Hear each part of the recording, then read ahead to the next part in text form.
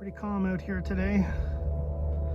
Flying the drifter. I had no wind, but now we found 8 knots it's saying, but I don't believe it. 7 knots. Maybe that might be a gust, maybe, but I think we're averaging about 4 knots here.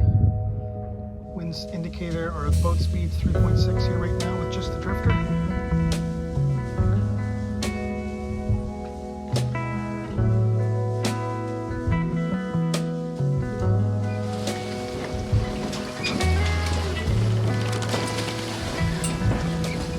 So I got to keep an eye on that boat up ahead.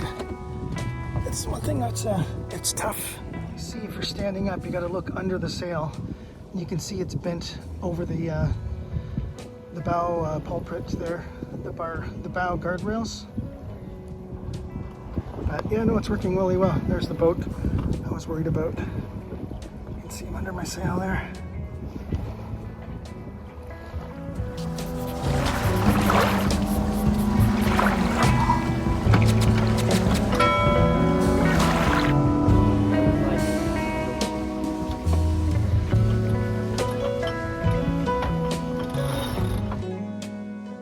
Hi everybody, while I'm out cruising this drifter, I'm going to just talk a little bit about my electric motor. It's been 3 years. I put it in 2020, and it's 2020, 2021, 2022, and this is the 2023 season. So this is my 4th year with the electric motor. And my first comment is reliability of the motor. So the very first comment I want to make is that I put in this here shifter. It's got a Momo stick on it, and it's a Golden motor shifter. It's got a power cutoff here in the front, and after putting that in, I feel a lot more stable in terms of reliability factor of driving the boat, because the way I had it set up originally when I first got the motor, because I didn't know anything about electric motors, they actually gave me a bicycle motor, or a bicycle throttle. And the throttle for it was, sorry, there's a boat. That's the boat that was in my lifelines before. He's behind me here now.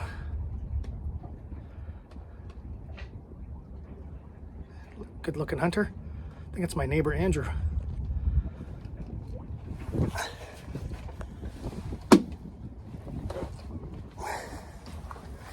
Anyways, so I had a joystick throttle, which was basically a one-way. You press it down, and it had a spring back, and then to reverse direction, you would use on the actual controller itself, there's brake, reverse, a couple of other things.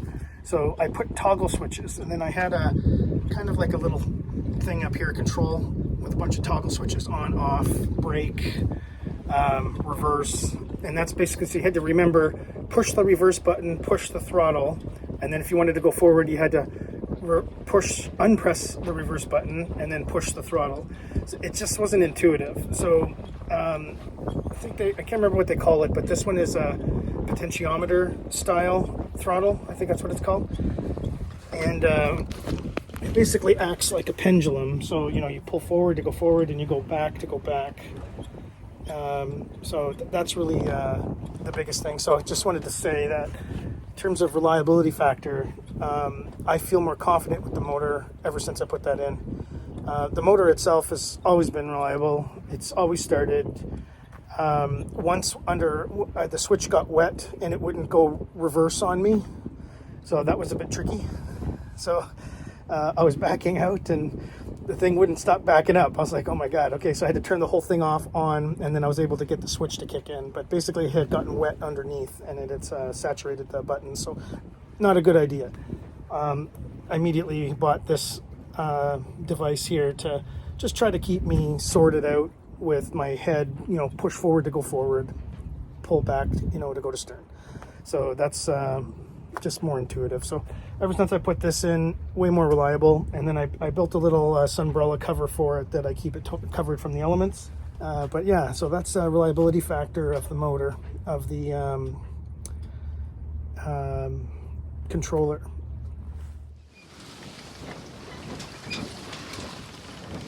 All right, so maybe the second thing I just want to talk about are batteries. I didn't quite understand a few concepts about batteries. So in the beginning, I just bought the cheapest batteries I could buy. I bought golf cart 6-volt batteries, and they were 225 amp hour. And they replaced, I originally had a house battery, 100 amp, and I had a starter battery of 100 amp hours. And the starter was like cold cranking power, and the house was like a deep cell style battery. And what I had uncovered, or what I learned, was that there's something called discharge rate, and and or charge rate. And lead acid batteries take a really long time to charge. It's a trickle charge. The lead acid discharge rate was very slow, so I could only go at a rate of 25 amps draw period per second. So if I did 30 amps, I was overheating the batteries and slowly killing the plates.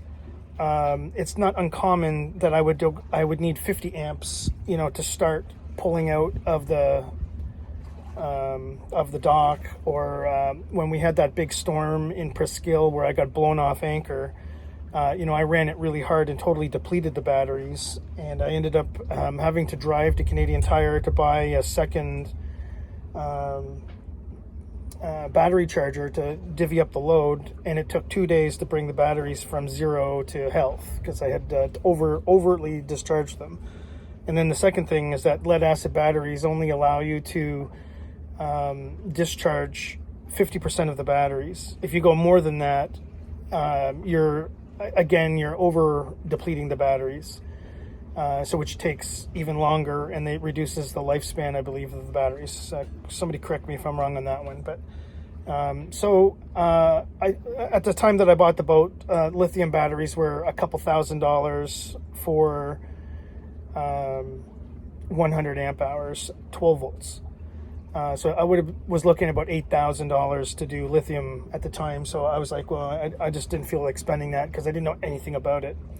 But when I did buy them, I got them for a lot less than that, easily under half of that cost for the 12 volts, and I bought 4 of them to give me 4,800 watts of lithium iron phosphate, so LiFo PO4 batteries.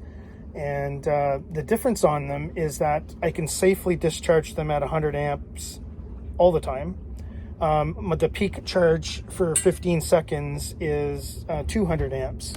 So the batteries themselves can take a discharge or a charge momentarily for 200 amps. And that's kind of like a motor load or something, like where you just need more to kick something over. So it's like way more than I need and I've ever used on the boat. And then the other thing is that because of the charge rate, the solar MPPT controller had to be reconfigured to say that I have LiFo batteries, and then or lithium batteries, and then the charge rate basically opened up, so I can almost hit 20 amps now at 70 some volts coming into the charger. And then it down converts that to like the safe 56 or whatever the nominal voltage is. And like I said, about 20 amps is my peak, I think, now going to the batteries. So the lithium charging on the batteries, the charging on the lithium batteries is way faster. The discharge is faster. And what it means is, for example, last night, fridges were on. I left actually even right now, I've got the inverter on. There's this phantom draw of 20 watts on the induction cooktop. Everything's electric now. I don't have any gas on this boat at all. I came back in, like just even after leaving, I was down to 97% of my battery. So I used 3% overnight. There was already charging this morning, and then I motored out of here. I also made myself a tea and boiled some water, and I'm already back at 100% with 56.8 volts. And there's still 1.4 amps going in, which is probably absorption voltage, because I'm not using enough, and I've got 800 watts on the panels, which is just tons for what I'm doing. I think I might put 2 more panels in after I go cruising for a bit, just give me a little bit of overhead. I like having a little bit of overhead. But yeah, so the lithium batteries was a game changer for the electric motor. Now I could safely push the amp draw up to 35, 40, 50 amps whenever I wanted. But it introduced some new problems, which was heating.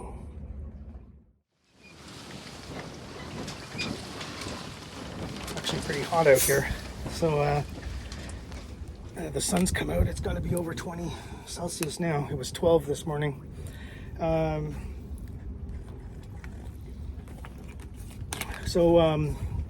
Cooling. So that was the new challenge. What I had, by pushing the motor harder, actually there's two things, and one I just learned after 3 years.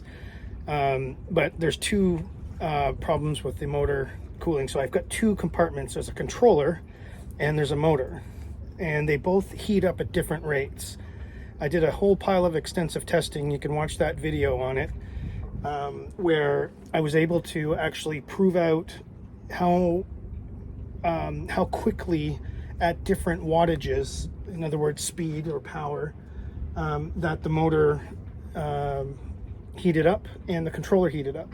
And I basically learned that I probably don't need liquid cooling for what I do with the electric motor, but I think if I travel a really long way, it's probably a good idea to have it on.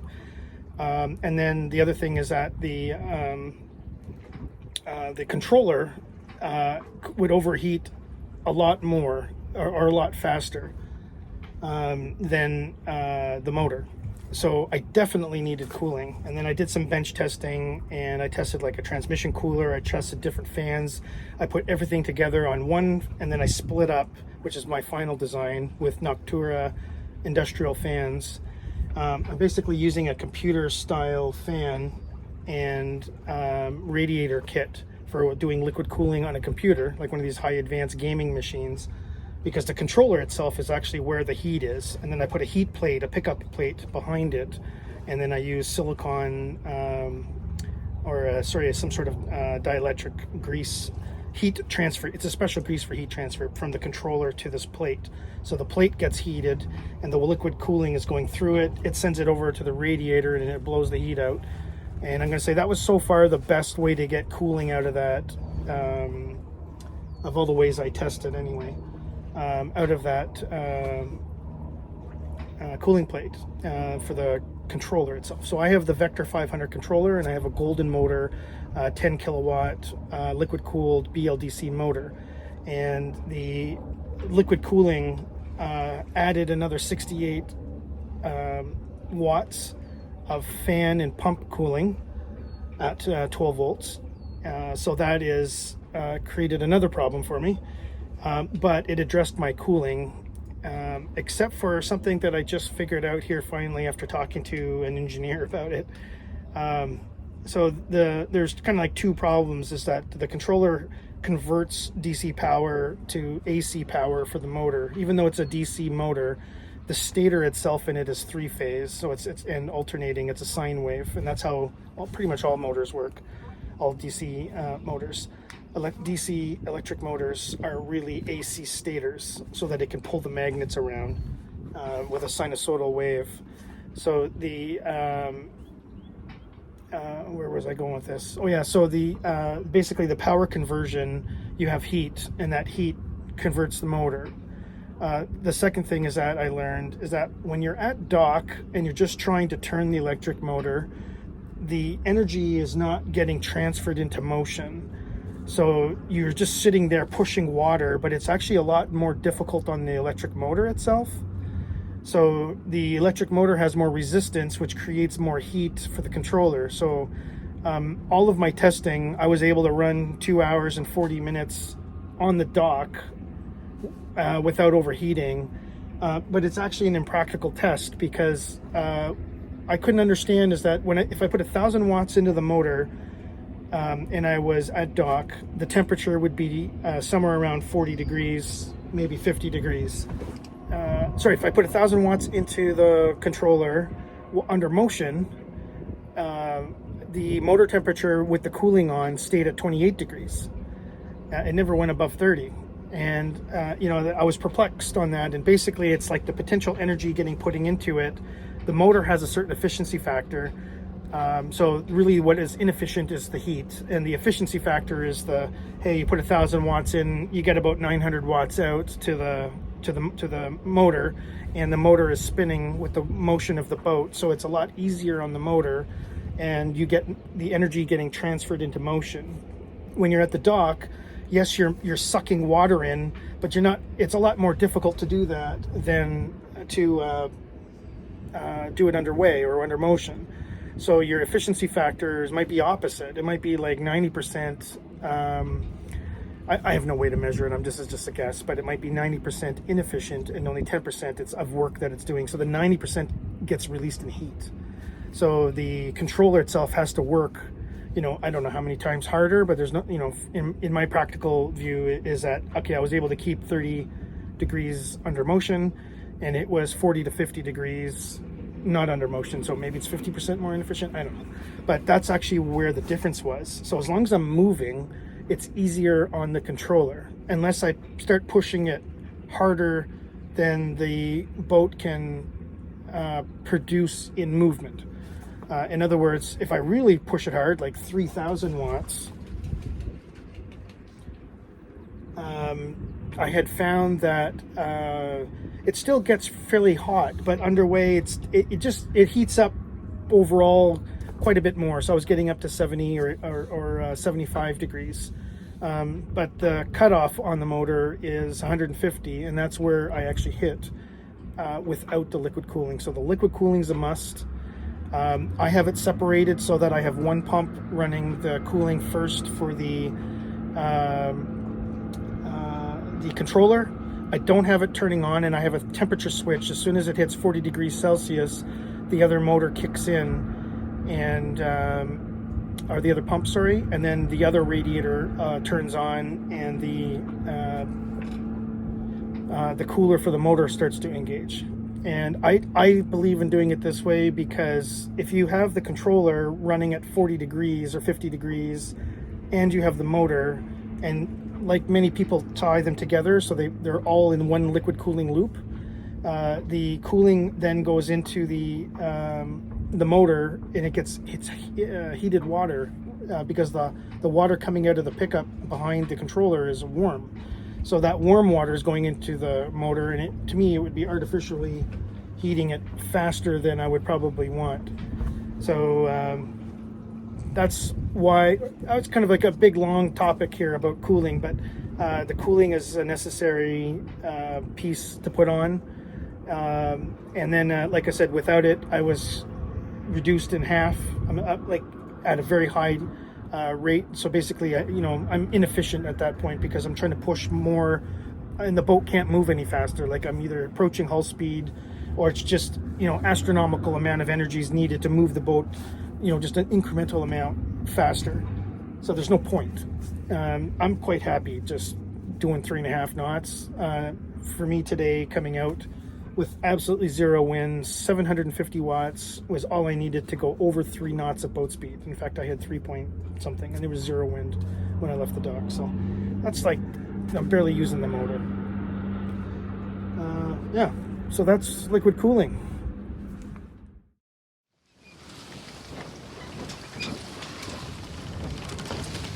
So tying into the, I guess the problem with adding the liquid cooling was that I had a Victron Energy TR 48129, which basically DC to DC converter.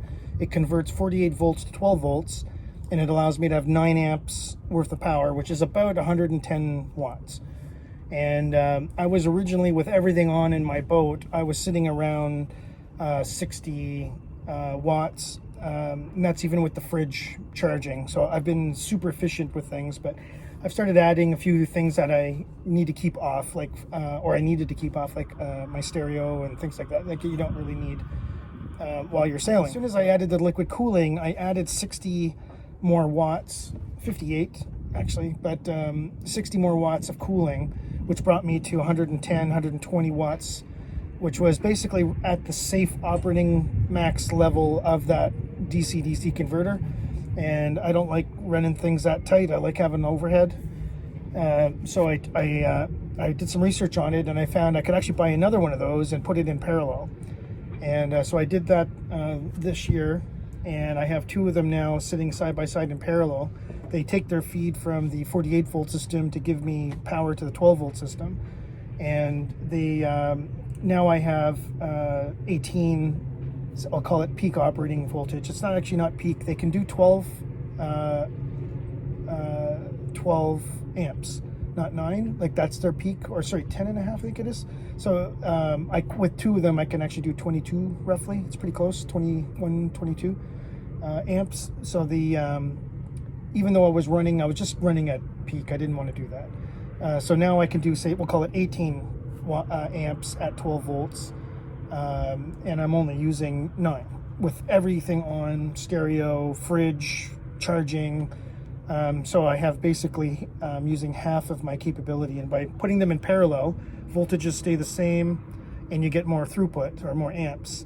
If you put them in series, your voltage doubles. You can't actually do this with this, but just with batteries or something. If you put them in series, your voltage doubles, but your amps stay the same. So if you want to get more amps, then you need to put things in parallel, but the DC-DC converters work fine in parallel. And according to Victron, you can have an indefinite or unlimited amount of them in parallel, I guess, however much space you have. So when I designed mine, my growth, I designed it so that I could take one more if I needed it to get myself to 27 amps. And then my cutoff breaker's 30 amps. Peak on the thing, I could probably peak more than the breaker. So it's a safe system the way that I've got it set up here. So that's how I overcame the shortage of DC power by adding in 60 watts worth of cooling for the motor.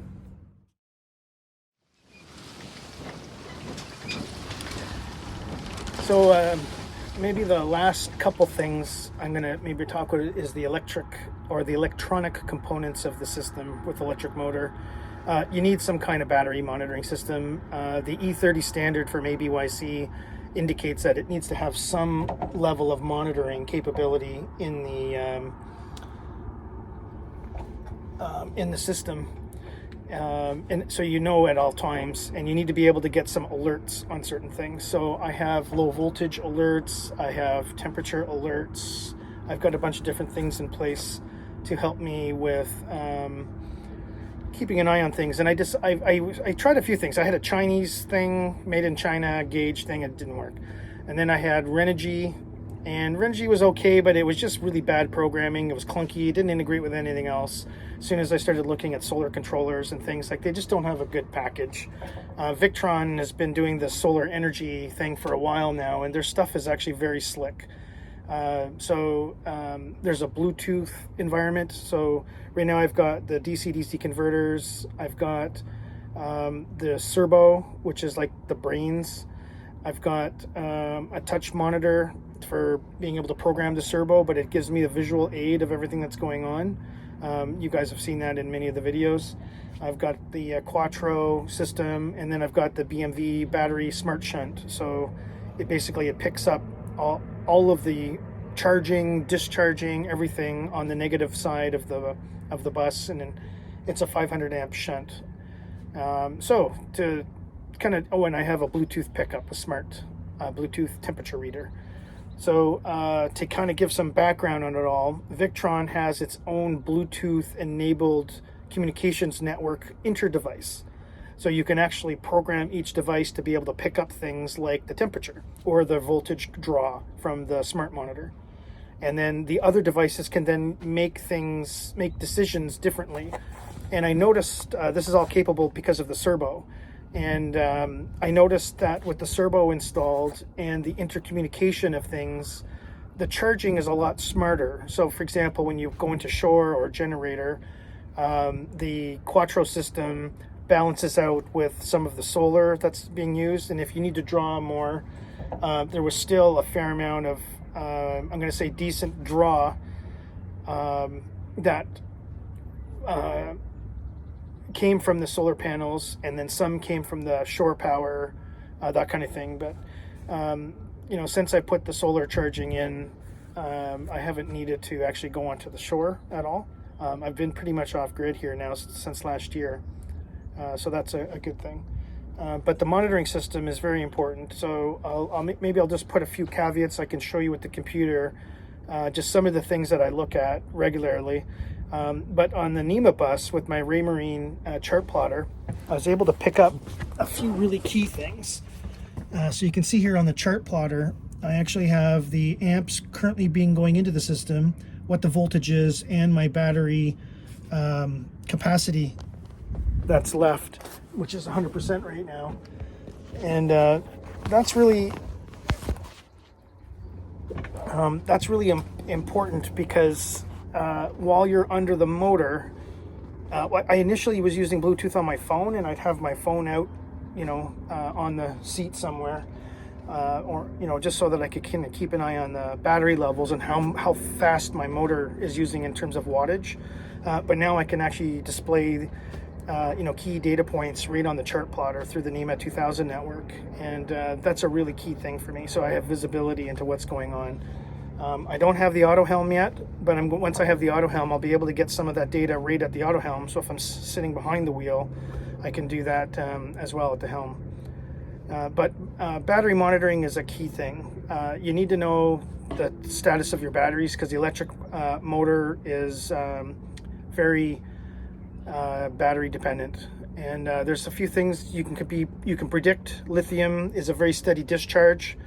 The voltage is very similar, and then it just dies. You can use 80% of your battery capacity with lithium, but you can only use 50% with the lead acid. So when I'm looking at the battery percentages, it kind of tells me how much I got left.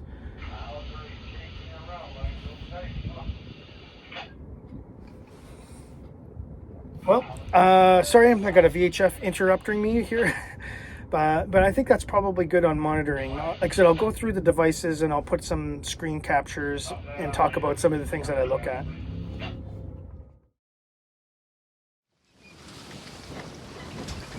So maybe just the last thought is a comment about my, do I like the electric motor? How do I feel about using it? I'm like a slow sailor. I like sailing. I use the motor for like literally getting in and out of my slip. It's pretty minor use.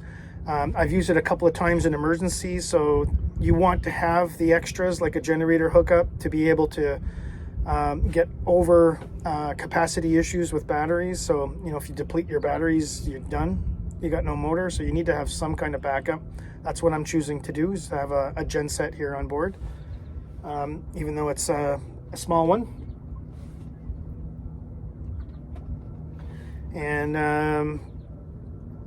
so it's not for everybody. For me, it's great. I think it's awesome.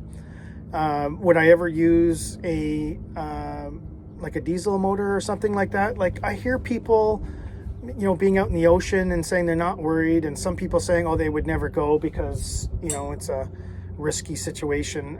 I think it's based on the skill and what you're used to going out in. I've been in Lake Ontario on 30 knots, and it's not the ocean, but it gets pretty wavy out there, and we sailed it. So we try sailing as much as we can. If there's an absolute disaster, we've got chart plotters and predict wind and things like that to be able to manage. So those types of tools you got to use at your disposal to kind of figure out, yes, it's safe to go out for what I want to do. I'm just going to go out for the day, or I'm going to go for a longer trip.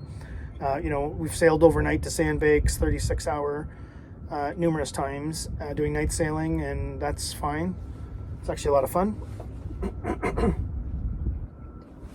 But every once in a while you need the electric motor. So for example, when I go through the lift bridge, which is right behind me over there.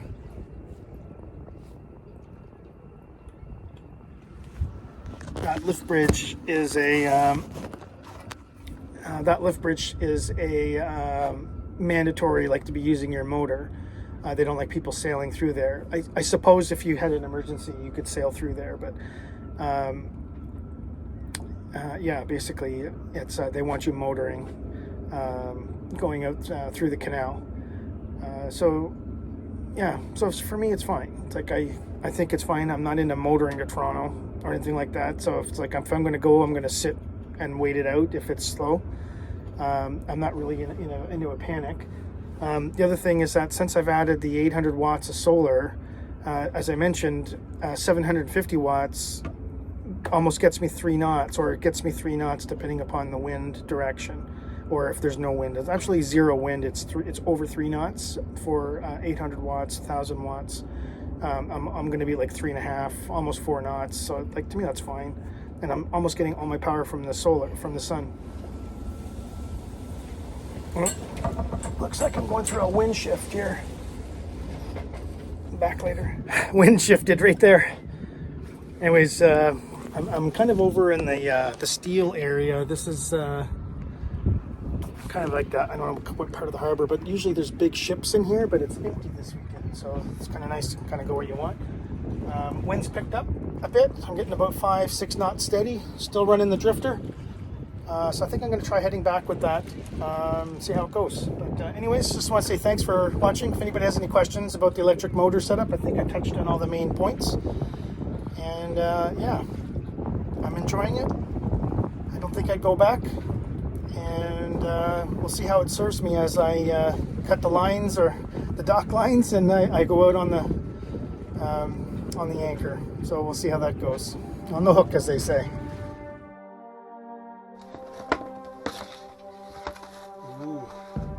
So these are just basically computer fans of some sort.